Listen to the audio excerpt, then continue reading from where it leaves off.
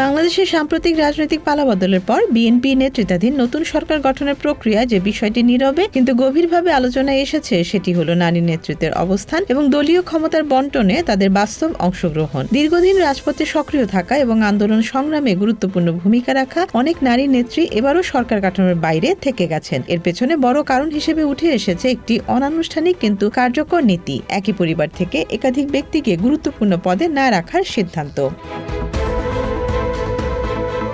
এই নীতির কেন্দ্রবিন্দুতে রয়েছেন বিএনপির শীর্ষ নেতা তারেক রহমান। দলীয় সূত্রগুলো বলছে, ক্ষমতায় আসার পর তিনি এমন একটি কাঠামো গড়তে চেয়েছেন যেখানে পরিবার ভিত্তিক প্রভাব কমিয়ে অপেক্ষাকৃত নতুন এবং স্বতন্ত্র নেতৃত্বকে সামনে আনা যায়। দীর্ঘদিন ধরে বাংলাদেশের রাজনীতিতে পরিবারতন্ত্র একটি বড় বাস্তবতা। একই পরিবারের একাধিক সংসদ সদস্য, মন্ত্রিসভা এবং দলীয় গুরুত্বপূর্ণ পদে থাকেন। এই প্রবণতা কমাতে এক পরিবার এক দায়িত্ব নীতির প্রয়োগ শুরু হয়েছে বলে মনে করা হচ্ছে।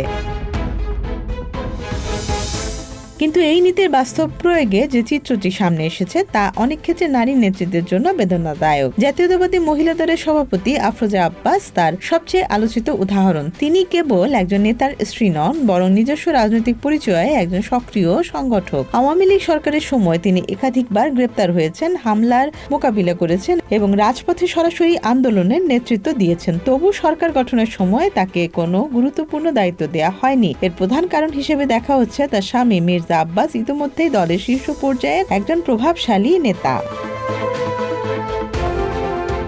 এই একই বাস্তবতায় পড়েছেন আরো বেশ কয়েকজন নারী নেত্রী, যাদের রাজনৈতিক পরিচয় অনেকাংশে নিজেদের অর্জনের মাধ্যমে তৈরি হলেও শেষ পর্যন্ত পারিবারিক পরিচয়ই তাদের সীমাবদ্ধতার কারণ হয়ে দাঁড়িয়েছে। বিএনপির স্থায়ী কমিটির সদস্য ও স্বরাষ্ট্রমন্ত্রী সালাউদ্দিন আহমেদের স্ত্রী হাসিনা আহমেদ দীর্ঘদিন প্রবাস জীবনের মধ্যেও দলীয় কর্মকাণ্ডে সক্রিয় ছিলেন। তেমনি নিতাই রায় চৌধুরীর মেয়ে নিপুণ রায় রাজপথের আন্দোলনে পরিচিত মুখ হয়ে ওঠেন। বিশেষ করে সংঘর্ষপূর্ণ কর্মসূচিগুলোতে তার উপস্থিতি বারবার আলোচিত হয়েছে। এরপরও তারা কেউই সরকার কাঠামোয় জায়গা পাননি। একইভাবে সাবেক সংসদ সদস্য হারুনুর রশিদের স্ত্রী আসিফা আশরাফি পাপিয়া, প্রয়াত সংগঠক শফিউল বারী বাবুর স্ত্রী বিথিকা বিনতে হোসেন এবং প্রয়াত মওদুদ আহমেদের স্ত্রী হাসনা জসিমউদ্দিন মওদুদও এই চিত্রের অংশ। তারা প্রত্যেকেই কোনো না কোনো সময়ে রাজনৈতিক নিপীড়নের শিকার হয়েছেন, কিন্তু সরকার গঠনের সময় তাদের অভিজ্ঞতা ও অবদানকে প্রাধান্য দেয়া হয়নি।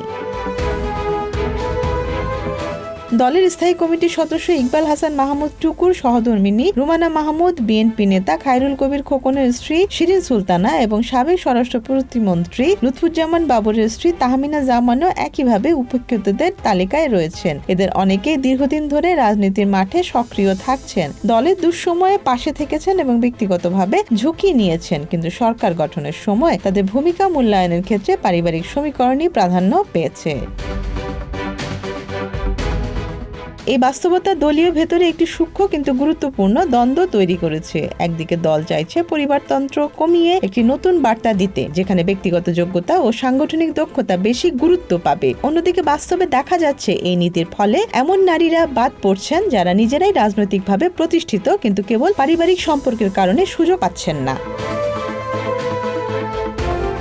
রাজনৈতিক বিশ্লেষকদের মতে বিষয়টি কেবল ব্যক্তিগত বঞ্চনার প্রশ্ন নয়, বরং এটি বাংলাদেশের নারী রাজনীতির কাঠামোগত সমস্যার প্রতিফলন। এখানে নারীরা অনেক সময় রাজনীতিতে প্রবেশ করেন পরিবারের মাধ্যমে, কিন্তু এক পর্যায়ে নিজেদের পরিচয় তৈরি করলেও সেই পারিবারিক পরিচয়ই তাদের অগ্রগতির পথে বাধা হয়ে দাঁড়ায়। ফলে তারা পুরোপুরি স্বতন্ত্র নেতা হিসেবেও স্বীকৃত পান না, আবার পরিবারতন্ত্রের সুবিধাও ভোগ করতে পারেন না। এক ধরনের মধ্যবর্তী অবস্থায় আটকে থাকেন।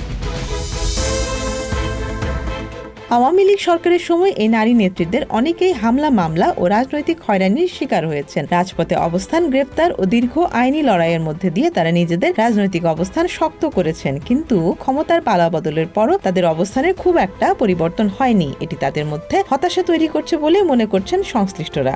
সব মিলিয়ে বর্তমান পরিস্থিতি একটি জটিল রাজনৈতিক বাস্তবতা তুলে ধরছে। পরিবারতন্ত্র কমানোর কৌশল এবং নারী নেতৃত্বের বাস্তব অংশগ্রহণ, এই দুইয়ের মধ্যে ভারসাম্য রক্ষা করাই এখন চ্যালেঞ্জ হয়ে দাঁড়িয়েছে। ভবিষ্যতে দল এই অভিজ্ঞ নারী নেত্রীদের কিভাবে মূল্যায়ন করে এবং তাদের জন্য বিকল্প রাজনৈতিক ভূমিকা তৈরি করে সেটি নির্ধারণ করবে এই নীতি দীর্ঘমেয়াদে কতটা সফল বা বিতর্কিত হয়ে থাকবে।